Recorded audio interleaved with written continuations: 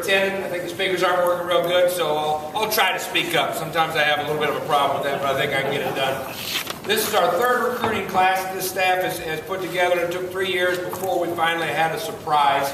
I just didn't think it was going to be the weather in Dallas, Texas. That was going to be the surprise. There were no surprises in the class of 2011. The day went very smoothly and as planned as the faxes came in, one right after the other. We're announcing a class of 22 today. We anticipate that number will change by one in the next 24 hours. Again, weather permitting in Dallas, Texas, and we get that done. I'd like to thank our staff for all the time and hard work that they put into this recruiting class. Especially a couple guys. I'd like to recognize Nick Eulenhoff and Garrett Chernoff, two members of our operations staff that don't get a lot of publicity, don't get a lot of exposure, but they work primarily with recruiting and they put in just as much time and effort as our coaching staff. I'd like to publicly acknowledge those two. As I've often said in recruiting, it's not those that you don't get that hurt you. It's those that you do get that don't pan out. Our staff continues to do an outstanding job of evaluating talent. And we've put together another class that we're extremely pleased with. That class includes players at every position, offensively and defensively. It's a balanced class, geographically speaking, when we talk about the four primary areas where we recruit. It's a class that has 4 junior college players in it. 3 of them that are currently enrolled and participating in our off-season lifting and conditioning program. And 6 players from the state of Iowa. Nick Crone from West Des Moines Valley High School, who graduated a year ago but gray-shirted this fall, now is enrolled full-time participating with the team. Devin Lemke, a tight end from Iowa Falls High School. Jevin Miller, a linebacker from BGM High School in Brooklyn. Darian Cotton, a safety from Mount Pleasant High School. Jamison Locke, an offensive lineman from Abe Lincoln and Council Bluffs, and Brock Daigle, an offensive lineman from Cherokee High School. Without talking about every individual player, I'd like to give you some highlights of this class. The class consists of a national champion, 3 All-Americans, California Junior College Offensive Player of the Year, the Big Bend Offensive Player of the Year. That's part of the Panhandle section of the state of Florida. The Central Florida Offensive Player of the Year. St. Louis area all-time high school rushing leader. A receiver that caught 70 passes his senior year for 1,225 yards and 15 touchdowns. A running back that ran for 2,743 yards as a senior and had 40-plus touchdowns. A running back who in his career had 7,799 yards and 98 touchdowns. We have a son of a former NFL offensive lineman, a nephew of an Olympic gold medalist, and a long jumper that's chasing the high school record of Gail Sayers. It's just short by inches, and we anticipate him breaking that long-time record this spring. I'd like to take the time to introduce 4 of the players that have joined our roster this spring. Then I'll take questions and we'll turn it over to them at the very end. Over here to my left, we have an offensive lineman, we have a linebacker, we have a quarterback, and we have a wide receiver. I'll let you take it from there. No, I'll tell you who we got over here. Okay? On the left here, Jevin Miller, linebacker from BGM High School in Brooklyn.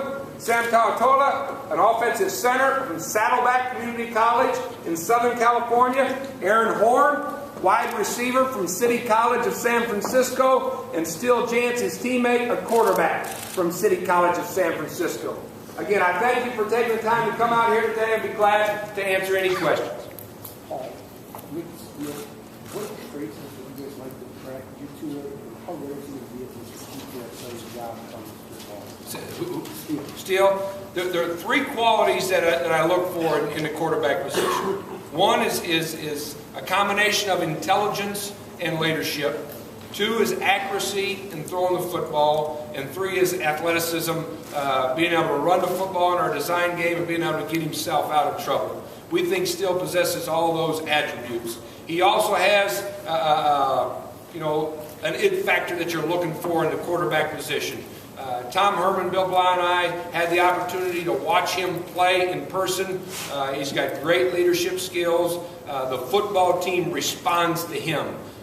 He knows when to take something off the ball. He knows when to rifle the ball. He knows when to lead a receiver. He knows when to tuck it and run.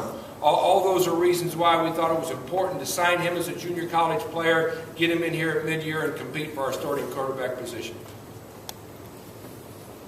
After today, what does that quarterback position look like? Wide open.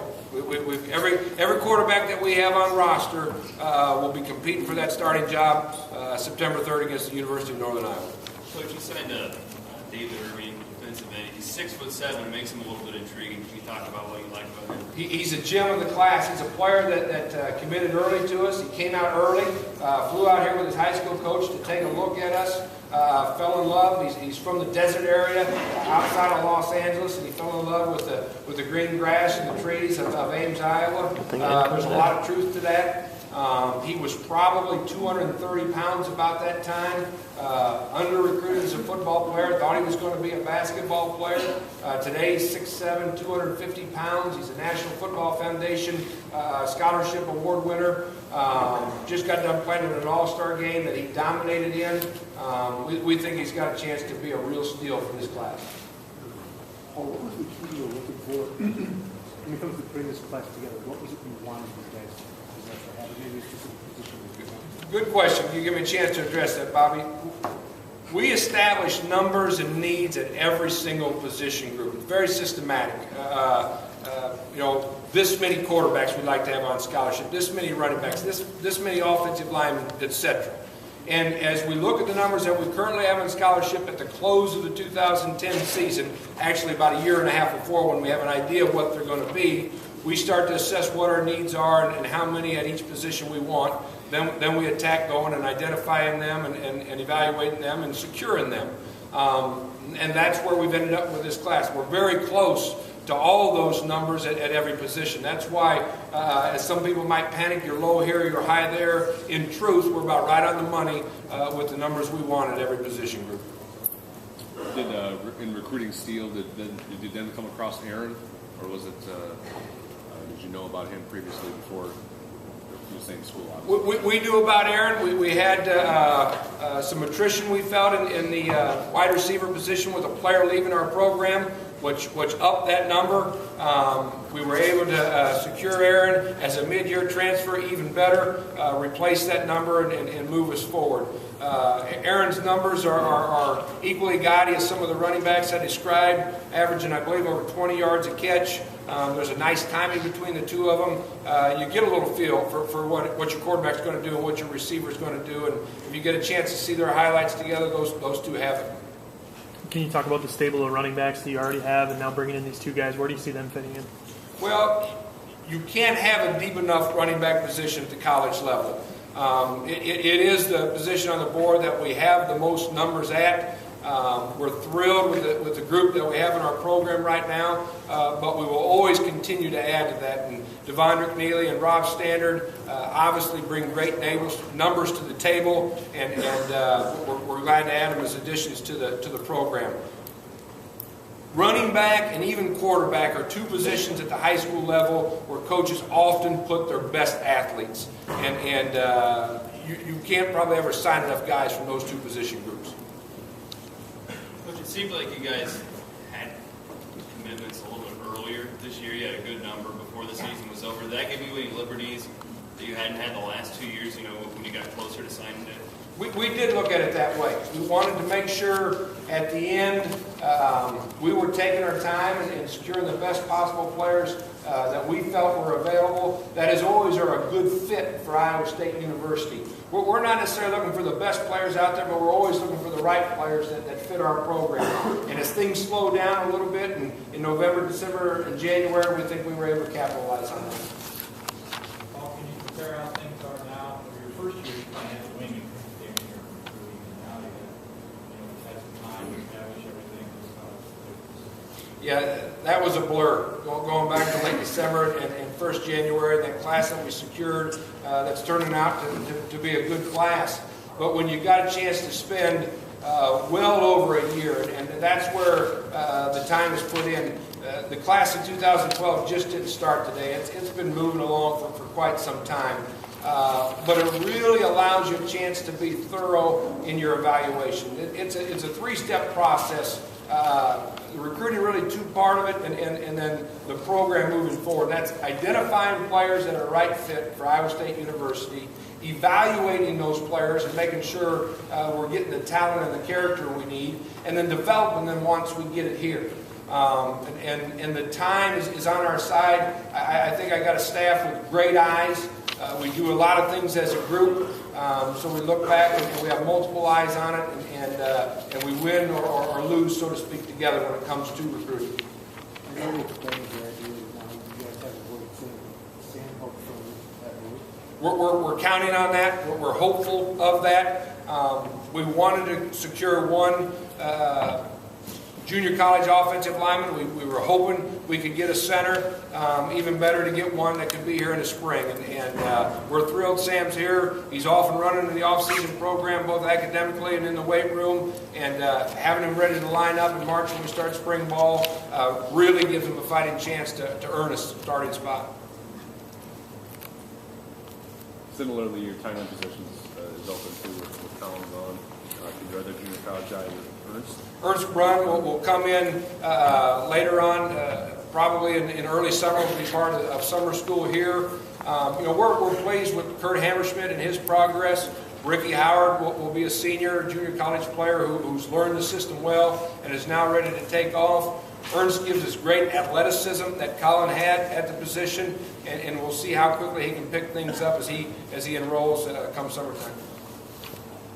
Any of these players that you look at and their ability to possibly change positions, and if so, what are those guys? I learned a long time ago that the most important decision in recruiting a player is recruiting him to the position that he wants to play. So every player, as you see listed today, their first day of practice, that's exactly where they're going to be. If they don't fit at those positions, if they're not progressing the way we feel they should, or they feel the way they should, then there's always the potential for position changes. We'll cross that bridge when we come to it. What was the track you guys to With Jevin, his relentless motor. We got a video of him from his high school coach. Freakish in his workout. One of those types of videos where he stands at the lectern like this and jumps on top of it and lands flat-footed and stands up. You see something like that, it gets your attention. From there, you go to the videotape. It didn't disappoint. We got him into camp this summer, pads, and he couldn't get to the front of every line fast enough. We looked at him as a linebacker. We looked at him as a defensive lineman. In the end, we knew we had a football player, and he joins our program as a linebacker this spring.